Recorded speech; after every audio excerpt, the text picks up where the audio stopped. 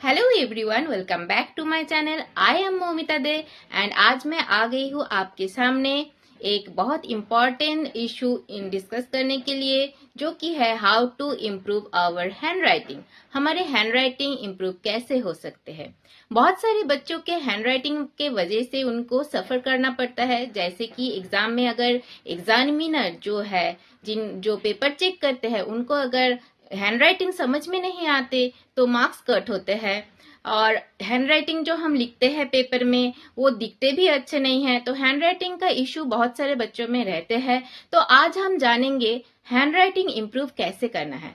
आपने बहुत सारे जगह पे देखी होगी कि पेंसिल को या पेन को ऐसे पकड़ना है, ऐसे लिखना है, वैसे लिखना है। वो सब कुछ नहीं, हर बच्चे का तरीका अलग होता है। तो आज हम वही डिस्कस करने वाले हैं कि कैसे हैंड राइटिंग इम्प्रूव हो सकते हैं, वो भी बहुत कम टाइम में। ठीक है, बच्चों को जो मेजर प्रॉब्लम होते हैं हैंड राइटिंग को लेके, वो है bad hand writing, slow hand writing, और एग्जाम से पहले का हैंड राइटिंग बहुत खूबसूरत होता है, लेकिन जैसे जैसे एग्जाम के लास्ट पेजेस में जाएंगे आप देखेंगे कि हैंड राइटिंग बिगड़ता जा रहा है, हैंड राइटिंग बेकार होते जा रहे हैं। तो ये 3 मेजर चीज को हम आज डिस्कस करने वाले हैं, और आप एक हफ्ते के अंदर अपने हैंड राइटिंग को कैसे इम्प्रूव कर सकते हैं वो भी हम जानेंगे। तो चलिए आज का वीडियो स्टार्ट करते हैं कि हैंड राइटिंग हम कैसे इम्प्रूव कर सकते हैं, मेजर क्या क्या प्रॉब्लम है हैंड राइटिंग को लेके, और उसका सोल्यूशन क्या है, बोथ आज हम डिस्कस करेंगे। तो एंड तक बने रहिए।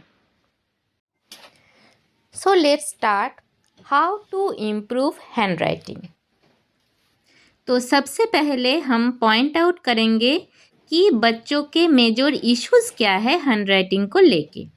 तो फर्स्ट मेजर इश्यूज है बैड हैंड राइटिंग।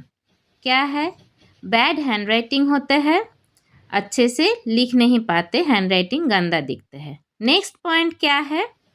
नेक्स्ट है स्लो हैंड राइटिंग, धीरे धीरे लिखना। जब एग्ज़ाम में लिखते हैं तो फास्ट नहीं लिख पाते, या फिर क्लास में भी फास्ट नहीं लिख पाते। थर्ड है एग्ज़ाम के टाइम पे जब पेपर स्टार्ट करते हैं तब तो हैंड राइटिंग बहुत खूबसूरत होते हैं, लेकिन जैसे जैसे पेपर के एंड में आप जाएंगे तब हैंड राइटिंग ख़राब होते जाते हैं। सो स्टार्टिंग में गुड होते हैं, एंड में बैड होते हैं। तो अभी इनके सल्यूशन क्या है? तो मैंने आपको फर्स्ट पॉइंट जो कहा था, bad hand writing. Bad hand writing क्यों दिखते हैं? Because of the gap between 2 letters. जब हम लिखते हैं या फिर बच्चे जब लिखते हैं, 2 वर्ड जब लिखते हैं या फिर 2 लेटर जब लिखते हैं, उनके बीच में जो गैप रहता है, गैप सेम नहीं रहते। कोई गैप छोटा होता है, कोई गैप बड़ा होता है। इसके लिए हैंड राइटिंग गंदा दिखता है। जैसे मैंने यहाँ लिखा है I am a good girl, तो ये जो वर्ड्स है I am a good girl, इनके बीच में जो गैप है वो गैप सेम होना चाहिए। अगर आप सेम गैप में लिखेंगे तो हैंड राइटिंग अच्छी दिखेगी। नेक्स्ट जो प्रॉब्लम आते हैं वो है कोई कोई लेटर बिग, कोई कोई letter small. Means size of the letter are not same in all cases. कभी छोटे अक्षर में लिख देते हैं, कभी बड़े हो जाते हैं अक्षर, इसलिए हैंड राइटिंग अच्छी नहीं दिखते।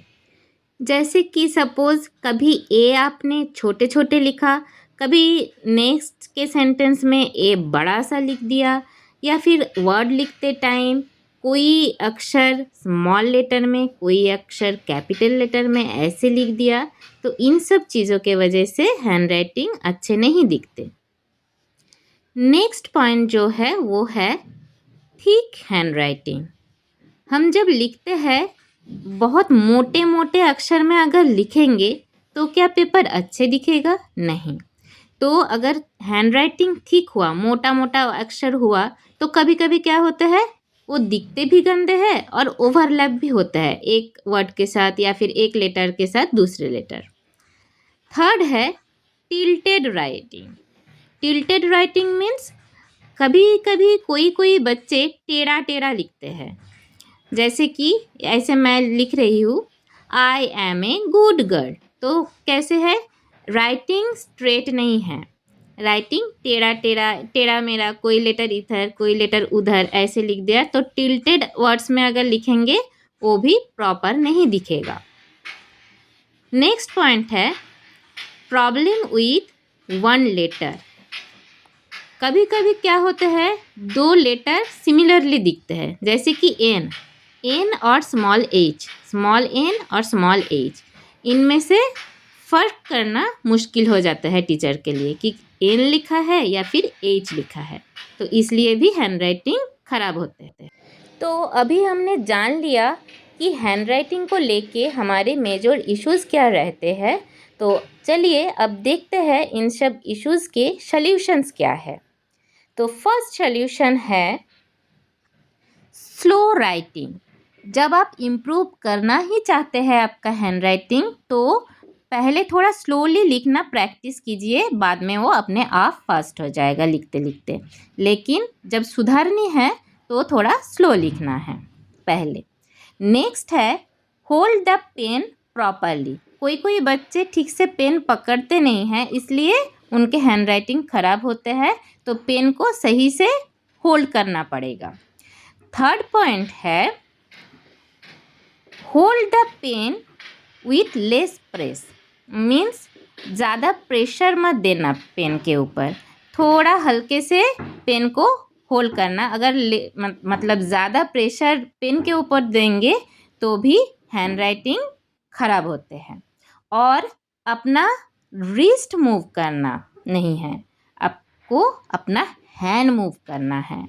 Move your hand not wrist.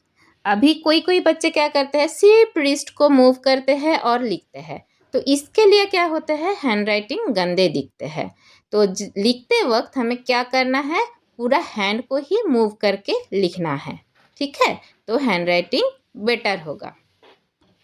The fourth point is our body posture. लिखते टाइम हम कैसे बैठे हैं, कैसे लिख रहे हैं, टेबल के ऊपर चेयर में बैठ के या फिर बेड पे बैठे हैं, कैसे हम बैठे हैं, हमारा बॉडी स्टाइल कैसा है लिखते टाइम पे, वो भी मैटर करते हैं हमारे हैंडराइटिंग कैसे हो रहे हैं। और फिफ्थ पॉइंट जो कि बहुत इम्पॉर्टेंट है वो है प्रैक्टिस मोर। जितना आप प्रैक्टिस करोगे उतना आपका हैंडराइटिंग और भी बेटर होगा। तो डेली ट्राई करो 5 to 10 मिनट प्रैक्टिस करने के, and don't forget that practice makes a man perfect. तो इन सब चीज़ों का आप फॉलो करने की कोशिश करो। तो अगर आप ये सारी चीज़ें फॉलो कर पाते हैं एक हफ्ता 7 डेज, अगर आप ये फॉलो करते हैं, ये प्रैक्टिस करते हैं जो जो मैंने कहा है कि every day you need to practise for 5 to 10 minutes, तो आपके हैंडराइटिंग इम्प्रूव होगा ही होगा, आप देख लेना। और अगर आपके हैंडराइटिंग इम्प्रूवमेंट होता है तो ज़रूर ये वीडियो अपने दोस्तों के साथ शेयर करना।